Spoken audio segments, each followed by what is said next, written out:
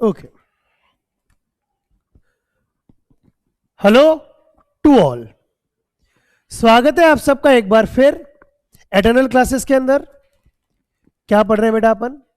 We are studying class 10th chapter number 3 economics, chapter number 3 money and credit. What we are studying? We are studying class 10th chapter number 3 money and credit. What we have studied so far in this chapter. हम इस chapter के अंदर अब तक काफी सारी चीजें पढ़ चुके हैं। लास्ट क्लास के अंदर हमने ये भी पढ़ा था कि भाई किस तरह से कि लोन लेने के लिए डॉक्यूमेंटेशन वगैरह की रिक्वायरमेंट होती है, various situations of loan credit, ये सारी चीजें हमने प्रीवियस क्लास के अंदर क्या कर लिया था बेटा, डिस्कस कर लिया था।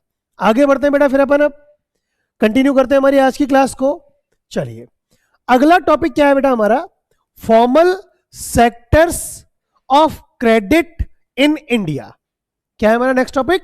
Formal sector credit in India. देखो, सबसे पहले तो आप ये समझो कि फॉर्मल सेक्टर क्या होता है। क्या समझे बेटा हम कि फॉर्मल सेक्टर क्या होता है?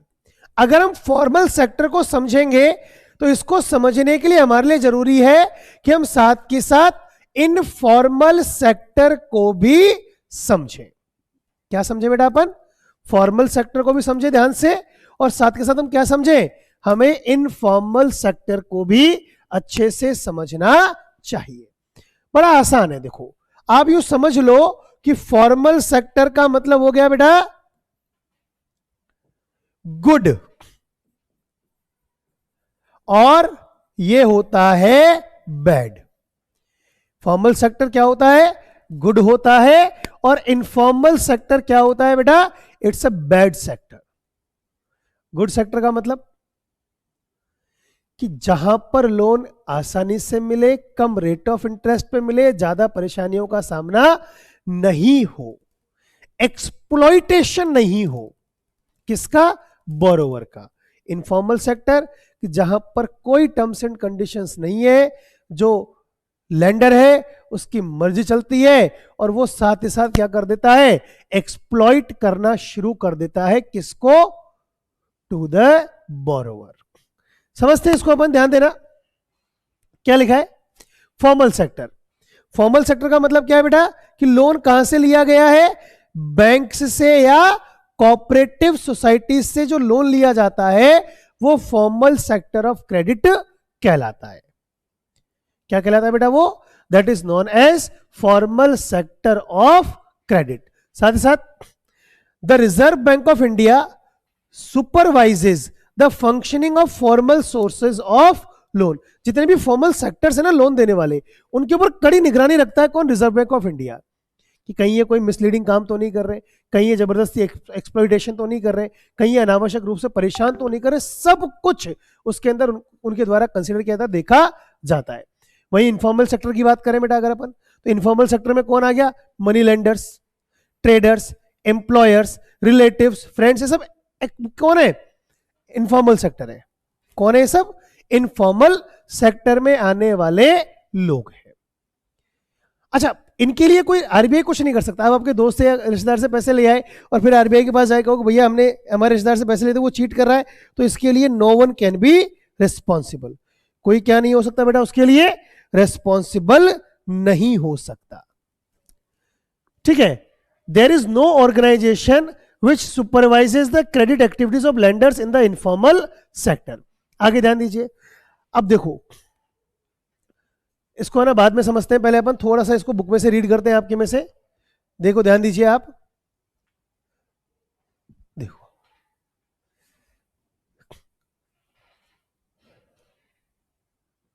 देखो, formal sector of credit. We have seen in the above examples that people obtain loans from various sources. इससे पहले वाली क्लास के अंदर में 2 एग्जांपल देखे थे, 3-4 एग्जांपल देखे थे, उनमें देखा था कि लोग जो है ना अलग अलग जगह से क्या करते हैं? लोन लेते हैं। कई सारी जगह से ले सकते हैं। The various types of loan can be conveniently grouped as formal sector loans and informal sector loan. जो अलग अलग जगह से लोन लिया जाता है उसको आसानी से हम दो ग्रुप में बांट सकते हैं, जैसा कि हमने स्टार्टिंग में पढ़ा। कौन कौन से दो ग्रुप थे बेटा? एक तो फॉर्मल सेक्टर लोन और दूसरा कौन सा था? Informal sector loan. Among the former are loans from banks and cooperatives. Formal sector में कौन कौन से आते हैं लोन? जो कि बैंक से कॉपरेटिव से लिया हुआ है। और द इनफॉर्मल्स में कौन आते हैं? Lenders, in money lenders, traders, employers, relatives and friends etcetera. ये जो ग्राफ आपको दिखाया गया है, कौन सा है बेटा? ये जो ग्राफ आपके सामने आपको जो प्रेजेंट हो रहा है, ये ग्राफ आपको अपने आप में क्या दिखा रहा है? देखो ध्यान देना। सोर्स ऑफ क्रेडिट पर ₹1000 of rural house hold in India. Rural areas में, इंडिया के रूरल एरियाज में अगर लोग लोन लेते हैं ना, तो कहां से लेते हैं? केवल 1% सरकार से लेते हैं, 25% कोऑपरेटिव सोसाइटी से लेते हैं, 25% कॉमर्शियल बैंक से लेते हैं, अदर इंस्टीट्यूशनल से केवल 5% लोग लेते हैं, लैंडलॉर्ड आजकल खत्म ही हो गए इसलिए उनसे 1% रह गया, रिलेटिव एंड फ्रेंड से केवल 8% है, और अदर इंस्टीट्यूशनल एजेंसी से केवल 2% है। तो मैक्सिमम शेयर किसका है? मनी लेंडर्स का। रूरल एरियाज में आज भी लोग सबसे ज्यादा लोन किससे ले रहे हैं? मनी लेंडर्स से। इसलिए सबसे ज्यादा एक्सप्लॉइट भी कौन कर रहा है? मनी लेंडर्स से सबसे ज्यादा एक्सप्लॉइटेशन करते हैं। क्लियर? कोई डाउट है बेटा यहां तक? आगे बढ़ते हैं अपन। अब हमने अभी एक बात पढ़ी थी, क्या पढ़ा? कि रिजर्व बैंक ऑफ इंडिया क्या कर रहा है बेटा? सुपरवाइज कर रहा है, मैनेज करता है, देखता है चीजों को कैसे क्या हो रहा है। देखो वही लिखा है कि in graph 1 you can see the various source of credit to rural households in India is more credit coming from the formal sector और इनफॉर्मल सेक्टर। आपको दिख रहा है ना यहाँ पर कि ज्यादा क्रेडिट कहां से आ रहा है? फॉर्मल से, इनफॉर्मल से। देखो समझो यहाँ पर फॉर्मल इनफॉर्मल पता लग रहा है। सरकार, कॉपरेटिव्स, अदर इंस्टीट्यूशनल एजेंसीज, ये सब फॉर्मल सेक्टर हो गया। ये अदर इंस्टीट्यूशनल एजेंसीज और नॉन इंस्टीट्यूशनल एजेंसीज, ये तो इनफॉर्मल में आएगा। ठीक है, तो फॉर्मल सेक्टर से कितना आ रहा है? 2500, 530 और केवल 31%। इनफॉर्मल सेक्टर से 33, 134, 42, 31 और 25, 56%। और 44% लोन आज भी कहां से लिया जा रहा है बेटा? इनफॉर्मल सेक्टर से। ठीक है ना? तो वही बात लिखी है यहां पर, is more credit coming from the formal sector और the informal sector. The RBI that the banks gives loan not just to profit, sorry ये रह गया शायद कुछ इसमें, आगे और कुछ लिखा हुआ है। देखो क्या लिखा है, households in India is more credit coming from informal sector. The Reserve Bank of India supervises the functioning of formal source of loans. अभी मैंने बताया कौन करता है बेटा? आरबीआई पूरा फोकस रखता है कि फॉर्मल सेक्टर कैसे काम कर रहा है। फॉर्मल सेक्टर जो भी लोन एक्टिविटीज परफॉर्म करेगा वो किसके सुपरविजन में करेगा बेटा? आरबीआई के सुपरविजन में ही वो कर सकता है, अपनी मर्जी से कुछ भी नहीं कर सकता। आगे बात करें, for instance we have seen that the banks maintain a minimum cash balance out of the deposits they receive. ये मैंने समझाया था अभी आपको, प्रीवियस क्लास में हमने एक्सप्लेन किया था कि जो भी टोटल पैसा उनके पास डिपॉजिट के रूप में आता है उसमें से ऐसा नहीं पूरा का पूरा लोन के रूप में दे दिया, कुछ पैसा वो अपने पास बैलेंस बनाकर रखते हैं। The RBI monitors the banks in actually maintaining cash balance.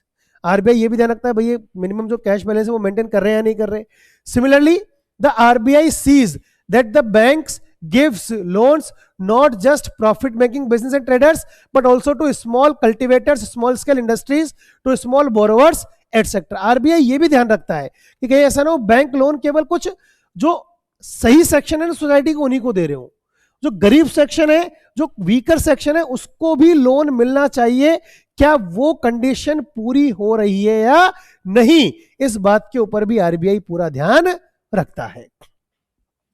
Periodically, banks have to submit information to the RBI on how much they are lending to whom and at what interest rate. RBI, अब ये सब चीजें क्या आ गई बेटा यहां पर? ये देखो जितनी भी हमने चीजें पढ़ी है ना, ये सब क्या क्वेश्चन बन जाता है हमारा, क्या आंसर बन जाता है इसका? कि देखो, how reserve Bank of India supervises the functioning of formal sector of loan. कैसे आरबीआई क्या कर रहा है कि जो लोन की फंक्शनिंग है ना उसको सुपरवाइज कर रहा है। तरीका दिखाई दे रहा है अपने को, क्या तरीका है? The RBI monitors the banks in actually maintaining cash balance. Actual में कैश बैलेंस मेंटेन किया है कि नहीं किया, अभी हमने रीड किया समझाया था। आरबीआई ये भी देखता है कि बैंक कहीं केवल प्रॉफिट मेकिंग ऑर्गेनाइजेशंस को ही पैसा ना दे, वीकर सेक्शन को भी पैसा मिलना चाहिए। आरबीआई के पास इन लोगों को पीरियडिकली अपनी रिपोर्ट भी क्या करनी होती है, सबमिट करनी होती है, ताकि आरबीआई को पता लग सके कि कौन सा बैंक कितना प्रॉफिट अर्न कर रहा है, क्या काम कर रहा है, कैसे काम कर रहा है। तो ये सब चीजों के ऊपर फोकस रखता है कौन, आरबीआई। फॉर्मल सेक्टर के ऊपर ध्यान रखा जाता है, लेकिन इनफॉर्मल सेक्टर के लिए ऐसी कोई व्यवस्था नहीं है, कोई ऑर्गेनाइजेशन नहीं है जो कि इनफॉर्मल सेक्टर को क्या कर सके, सुपरवाइज कर सके। इनफॉर्मल सेक्टर को कोई रोक नहीं सकता। इसी वजह से इनकी इंटरेस्ट रेट बहुत ज्यादा होती है और उधार देने वाले लोग ना अपना पैसा लेने के लिए बहुत गलत तरीके तक अपना लेते हैं। बात को समझना बेटा, मतलब होता है ना कई बार बहुत बदतमीजी तक आ जाते हैं अपने पैसे को रिकवरी करने के लिए, जो कि एक बहुत गलत बात है, जो कि एक बहुत गलत बात है। मतलब इनका कोई मॉरल नहीं रह जाता है और कोई इनको कंट्रोल भी नहीं कर सकता। क्यों नहीं कर सकता? इनसे बचने का एक तरीका है कि इनसे लोन ही मत लो, इनके झंझट में ही ना पड़े। ठीक है, इनकी इंटरेस्ट रेट बहुत ज्यादा हाई होती है, so the cost of borrowing is also high, मतलब बहुत ज्यादा महंगा पड़ता है। इसकी वजह से एक आदमी जो इनकम अर्न कर रहा है ना, उसका मैक्सिमम पार्ट तो इनकी ब्याज चुकाने में ही उसका चला जाता है। The larger part of the earning of the borrowing is used to repay the loan, और इसी वजह से आदमी कर्ज के दलदल में फंसता हुआ चला जाता है, डेब्ट ट्रैप में फंसता हुआ चला जाता है। ठीक है, बचने का तरीका क्या है? People who might wish to start on enterprises by borrowing may not do so because of the high cost of borrowing. इनसे लोन ही मत लो, अपने आप बच जाओगे। क्लियर? देखो बुक में भी यही लिखा है, कुछ और लिखा है, एक बार बुक में से भी रीड कर लेते हैं बेटा, ध्यान दीजिए। देखिए क्या लिखा है, there is no organisation which supervises the credit activities of lenders in the informal sector. They can lend at whatever interest rate they choose. There is no one to stop them from using unfair means to get their money back. Clear? Simple सी बात है, मनमर्जी करते हैं वो लोग तो करते हैं, उनको कोई रोक नहीं सकता। Compared to the formal lenders, most of the informal lenders charge a much higher interest on loans, thus the cost of the borrower of informal loan is much higher. Clear? Higher cost of borrowing means a larger part of the earning of the borrower is used to repay the loan. Maximum part तो उसका loan का payment करने में ही चला जाता है, जो भी वो कमा रहा है उसका। Hence borrowers have less income left for themselves, as we see for Shamal in Sonpur. शामल वाली स्टोरी जो पढ़ी थी ना, उसे हमने देखा था, तो उसके पास खुद के खर्चों के लिए तो बहुत कम पैसा बचता, क्योंकि मैक्सिमम पार्ट तो उसका लोन वगैरह चुकाने में ही चला जाता है। In certain cases the high interest rate for borrowing can mean that the amount to be repaid in greater than the income of the borrower. Story of Swapna, Swapna की स्टोरी से कनेक्ट करो, पढ़ा था हमने कि जो कमा रहा है उससे ज्यादा तो लोन चुकाना है, तो उसको चुकाने के लिए और कर्जा लेगी, फिर और ज्यादा चुकाना है और कर्जा लेगी, तो वो कर्ज के दलदल में फंसती हुई चली जाती है। This could lead to increasing डेप्ट as we see in for रामा इन सोनपुर एंड डेप्ट trap, and also people who might wish to start an enterprise by borrowing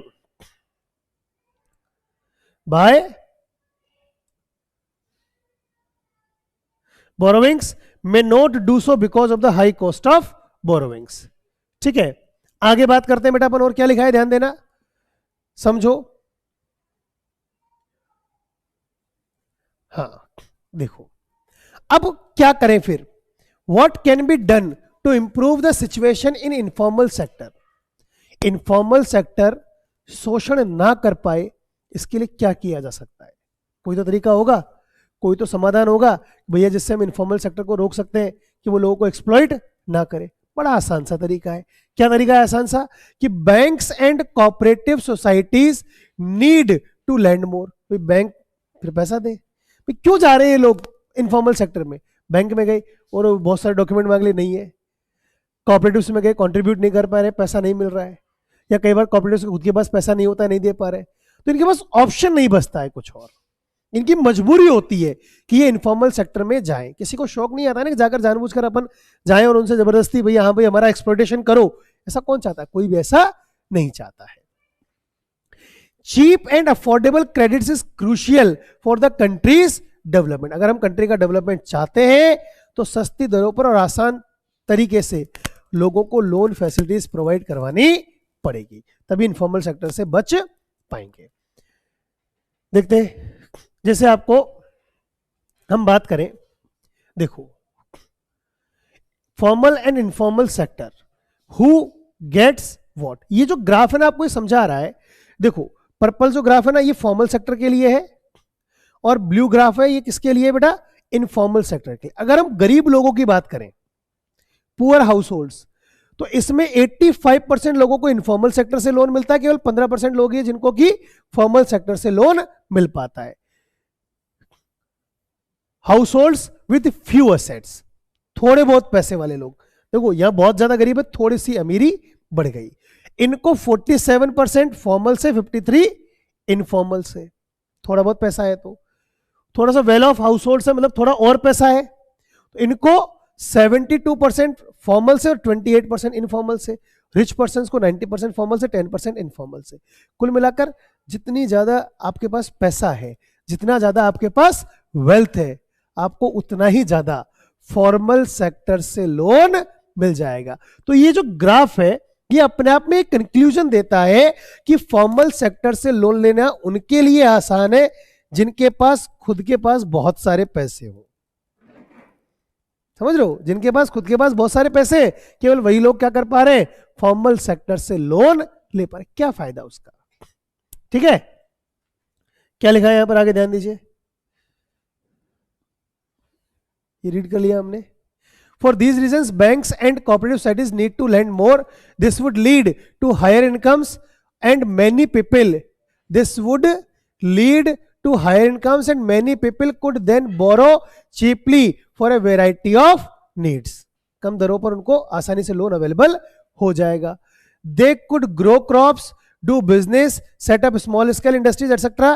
They could set up new industries or trade in goods. Cheap and affordable credit is crucial for the country's development. Any doubts till here? No doubts.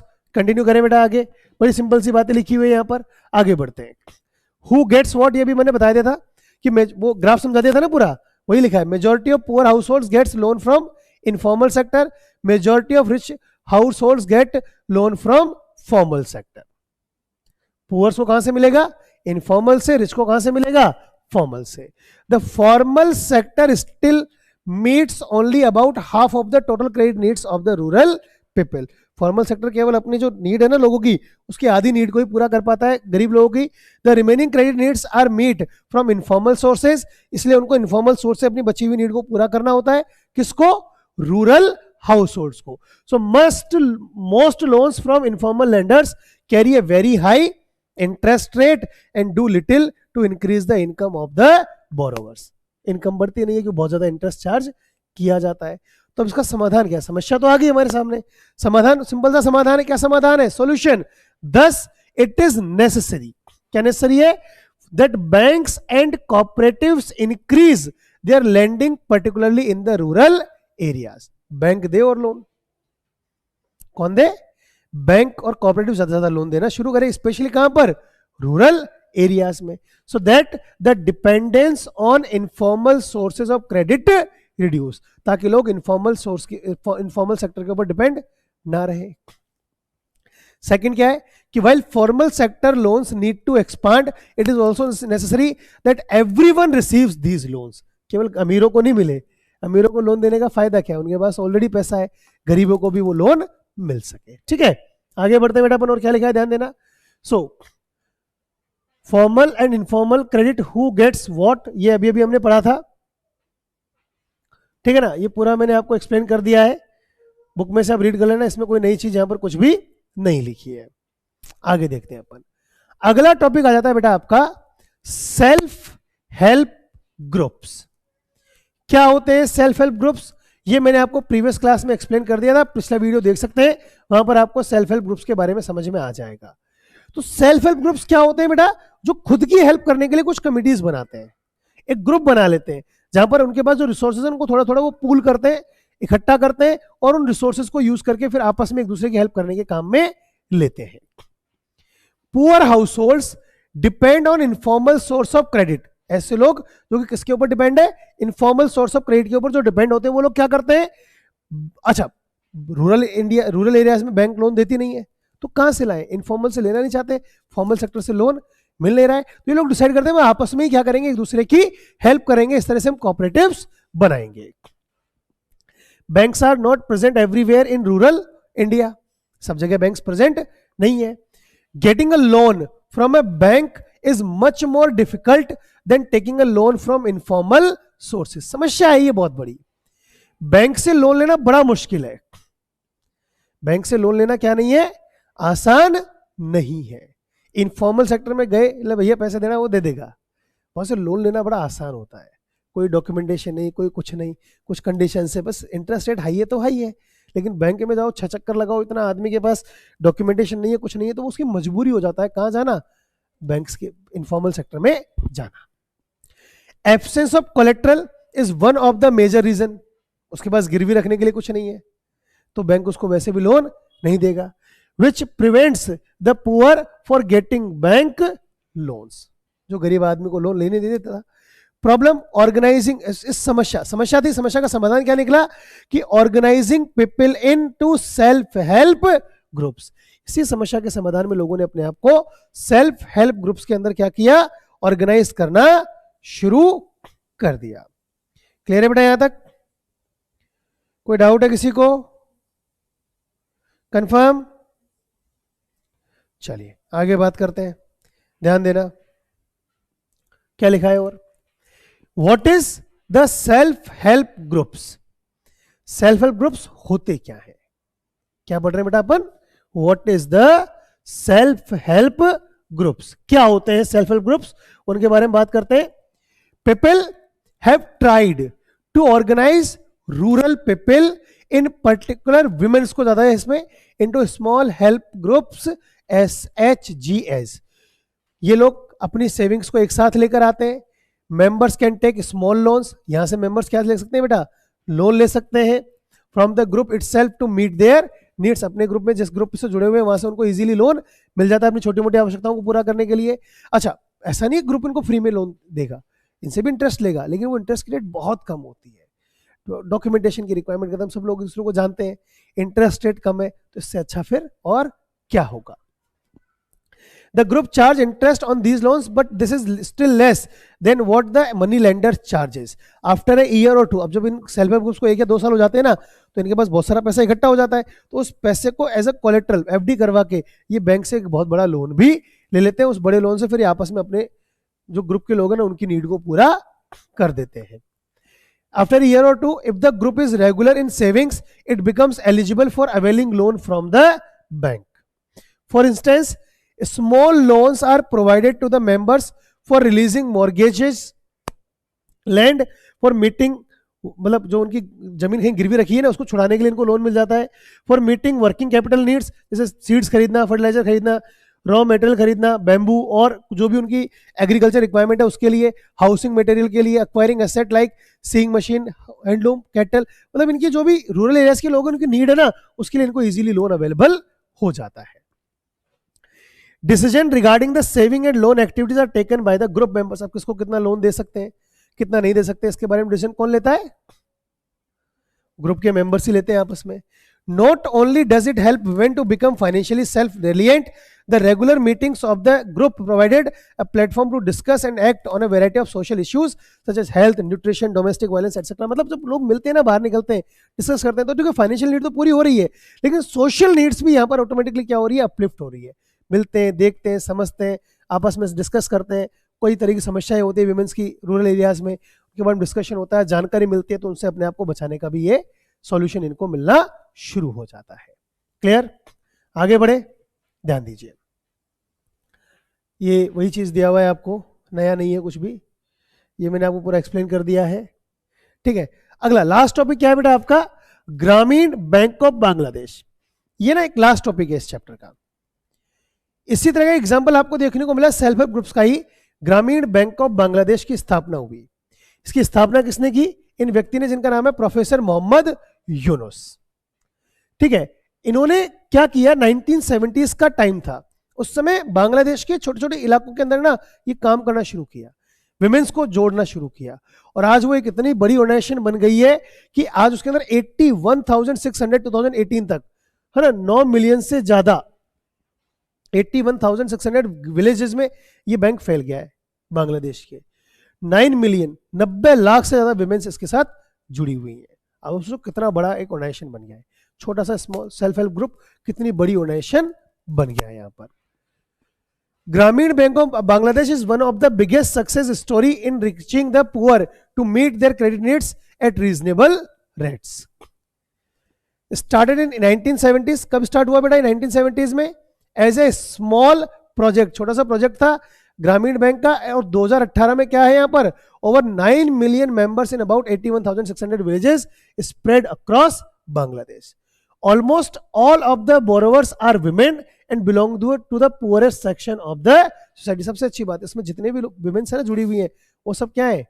गरीब है और rural area से belong करती है। These borrowers have proved that not only the poor women reliable borrowers but they can start and run a variety of small income generating activities successfully। मतलब ये बताया women's ने कि हम गरीब है तो क्या हुआ, हम तब भी हम बहुत कुछ कर सकते हैं। तो इसी के साथ आपका ये चैप्टर नंबर 3 क्लास 10th का कंप्लीट हो जाता है बेटा। बाकी बातें हम नेक्स्ट क्लास में डिस्कस करेंगे। नेक्स्ट क्लास में नया चैप्टर स्टार्ट करेंगे।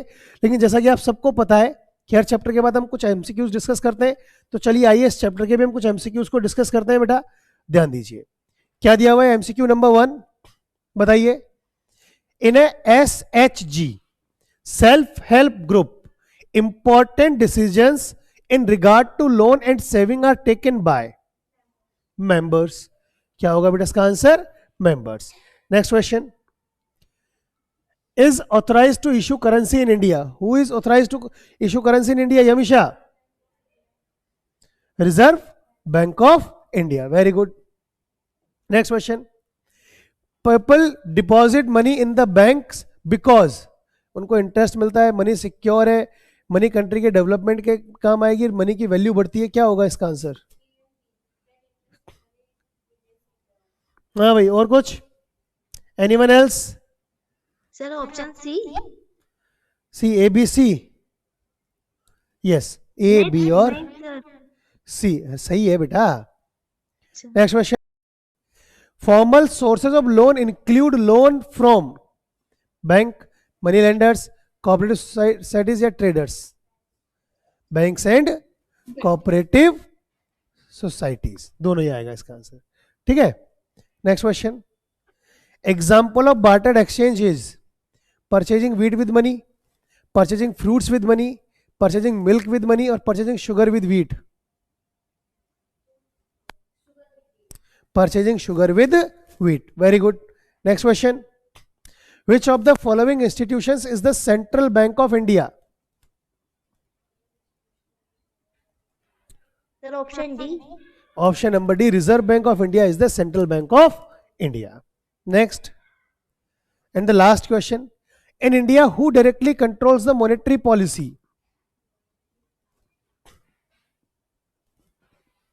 Sir option B. Reserve Bank of India controls the monetary policy। So very good, chapter हमारा कंप्लीट हो गया। मिलते हैं नेक्स्ट क्लास में with the new chapter. Thank you class.